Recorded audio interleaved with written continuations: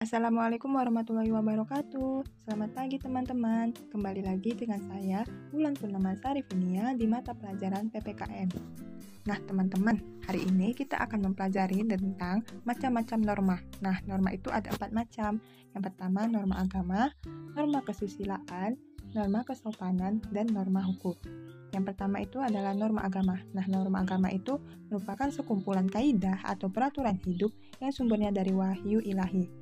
Norma agama adalah aturan hidup yang harus diterima manusia sebagai perintah-perintah, larangan-larangan, dan ajaran-ajaran yang bersumber dari Tuhan Yang Maha Esa. Nah, contoh dari norma ini adalah melaksanakan ketentuan agama, seperti membantu sesama manusia, menghormati orang lain, tidak semena-mena terhadap orang yang lemah.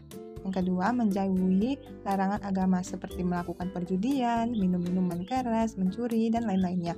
Sedangkan yang ketiga, melaksanakan sholat atau sembahyang atau ibadah tepat pada waktunya.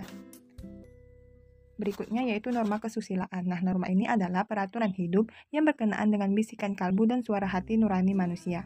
Ketika seseorang hendak melakukan tindakan yang bertentangan dengan norma, sebenarnya itu ada bisikan kalbu atau ada suara hati nurani, suara kebenaran yang memperingatkannya. Nah, contohnya itu adalah 1. Hendaklah engkau bertutur kata dan bertindak jujur. Yang kedua, berbuat baiklah terhadap sesama manusia. Yang ketiga, janganlah menyakiti perasaan sesamamu. Yang keempat, jangan membunuh. Nah, yang ketiga itu norma kesopanan. Nah, norma kesopanan itu adalah norma yang bersumber dari masyarakat yang membuat tentang aturan-aturan yang disepakati bersama tentang hal-hal yang pantas dan tidak pantas. Nah, norma ini terkait erat dengan tata kehidupan, budaya, adat istiadat, dan kebiasaan-kebiasaan suatu kelompok masyarakat yang bersifat lokal. Nah, norma ini memuat tentang aturan pergaulan manusia dalam bermasyarakat. Contohnya itu ketika kita bertemu seseorang, maka kita harus mengucapkan salam, terus mencium tangan orang tua saat berpamitan ke sekolah.